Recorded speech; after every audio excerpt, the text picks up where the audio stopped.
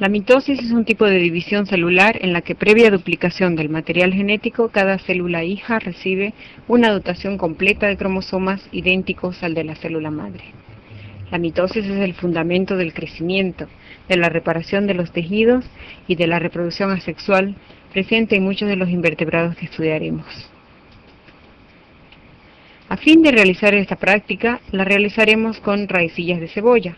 El objetivo de esta práctica es hacer una preparación microscópica de células meristemáticas de la raíz de cebolla para en ella localizar y diferenciar con el microscopio las distintas fases de la mitosis o también llamada cariocinesis. Los materiales que utilizaremos son microscopio, portaobjetos, vidrio de reloj, pinzas finas, cuchilla de afeitar, tiras de papel de filtro, porcina acética tipo A y B, bulbo de cebolla recién germinada, pinzas de madera, mechero. Necesitamos que previamente se realicen algunas actividades. 3 o 4 días antes de hacer la práctica, debemos poner un bulbo de cebolla en un vaso de precipitado lleno de agua, de tal manera que la parte inferior del mismo esté en contacto con el agua. Al cabo de esos 3 a 4 días se habrán formado numerosas raicillas, cuyos ápices se utilizarán en esta práctica. Conviene realizar la práctica cuando estas raicillas todavía no han crecido demasiado. Con una tijera de punta fina, se cortan algunos extremos de estas raicillas, procurando que su longitud sea de unos 2 o 3 milímetros, ya que en esta zona de la raíz es donde se encuentran la mayor de la cantidad de las células en división. Estas se depositan en trozos pequeños en vidrio de reloj, en el que previamente se han vertido entre 2 a 3 ml de orceína acética A, cuya función es la de reblandecer las membranas celulares. Con la ayuda de unas pinzas de madera, se calentará este vidrio de reloj a la llama del mechero durante unos 8 minutos, teniendo el cuidado de que no entre en ebullición. El calentamiento termina cuando observamos la emisión de unos tenues vapores. Se coge entonces con las pinzas de punta fina uno de los extremos de la raíz, o sea, un ápice, y se coloca en un portaobjetos, añadiendo una gota de orceína acética B, la que se deja actuar durante 1 minuto.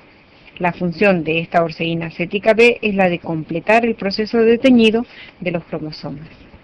Seguidamente debemos realizar un squash que consiste en lo siguiente. Sobre el cubreobjetos que hemos preparado se colocan unas tiras de papel de filtro, más o menos unos 5 o 6 trocitos. Luego se presiona suavemente con la yema del dedo pulgar haciendo un giro de más o menos 60 grados, consiguiendo así que las células queden en un solo plano y se elimine el exceso del colorante. Sin necesidad de retirar todavía el papel de filtro, se golpea, también suavemente con el extremo romo de una aguja enmangada o bien con el extremo plano de un lápiz para completar la disgregación de las células meristemáticas. Seguidamente debemos observar esta preparación con ayuda del microscopio, empezando con el objetivo de menor aumento para luego ir llegando así a un mayor aumento. En el objetivo de menor aumento observaremos gran número de células en las distintas etapas o fases de la división celular, en este caso la mitosis. Con un mayor aumento iremos viendo las distintas etapas, observando así que durante la interfase el núcleo eucariótico aparece encerrado dentro de la membrana nuclear, con el nucleolo perfectamente diferenciado y con una fibra de cromatina fácilmente observable por su facilidad para teñirse. La fibra de cromatina contiene el ADN y las proteínas asociadas al mismo. Su aspecto es similar al de una madeja de hilo o lana totalmente indiferenciado. Seguidamente podemos observar en algunas otras células el inicio de la profase, donde la cromatina sufre una progresiva condensación debido al superempaquetamiento y superenrollamiento de los cromosomas. Esto es el principio de la profase mitótica. Debemos tener en cuenta que este es un proceso, y seguidamente vamos así a llegar al fin de la profase. Según avance la profase, los cromosomas van individualizándose y van apareciendo como estructuras perfectamente diferenciadas dentro del núcleo celular. Este empaquetamiento de la cromatina es fácilmente entendible desde un punto de vista funcional del proceso. Mientras los cromosomas continúan condensándose y haciéndose visibles, su estructura de 2 cromatinas En el citoplasma y más concretamente en los polos opuestos del mismo se van organizando unos centros emisores de microtúbulos. El nucleolo desaparece y la membrana nuclear se rompe y disgrega. De esta forma, estos microtúbulos pueden entrar en contacto con las regiones centroméricas de los cromosomas y unirse a los cinetocoros. Este haz de microtúbulos es lo que se denomina uso mitótico u uso cromático debido a su forma fusiforme.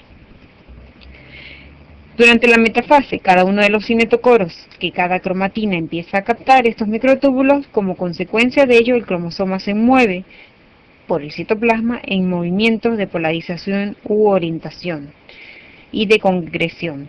Cada cinetocoro capta microtúbulos de un polo, su hermano del polo contrario. Por fuerzas de tensión el cromosoma se mueve hacia uno u otro polo. Cuando el número de microtúbulos captados por cada cinetocoro hermano es aproximadamente igual, las fuerzas de tensión se equilibran y el cromosoma tiende a quedarse en el centro de la célula.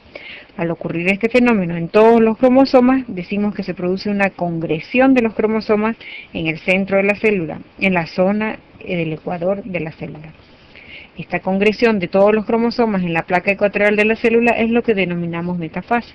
Los cromosomas, además de estar en el centro, están orientados anfitélicamente, esto es, las dos cromátides orientadas hacia polos opuestos de la célula. Seguidamente, durante la mitosis, llegamos a la anafase, cuando todos los cromosomas están dispuestos en la placa ecuatorial, se produce una nueva señal en la célula que produce que cada cinetocoro hermano sea arrastrado hacia un polo distinto de la célula.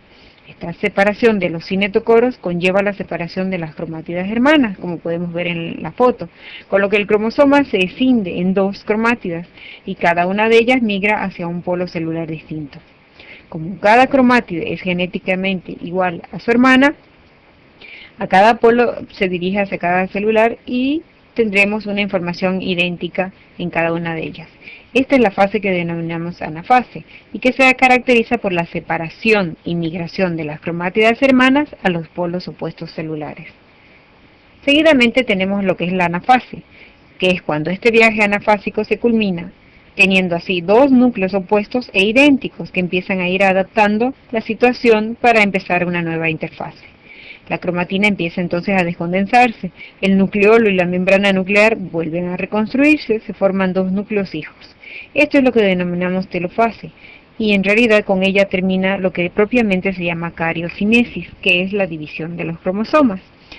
Sin embargo, seguidamente viene la etapa que se le denomina citocinesis, en la que se produce la división celular, completándose la parte del tabique o pared celular que aísla los dos núcleos. Esto se produce durante la citocinesis, que en realidad no es más que la división del citoplasma, teniendo así como resultado final dos células hijas idénticas a la célula madre, con el mismo número de cromosomas y sin variabilidad genética.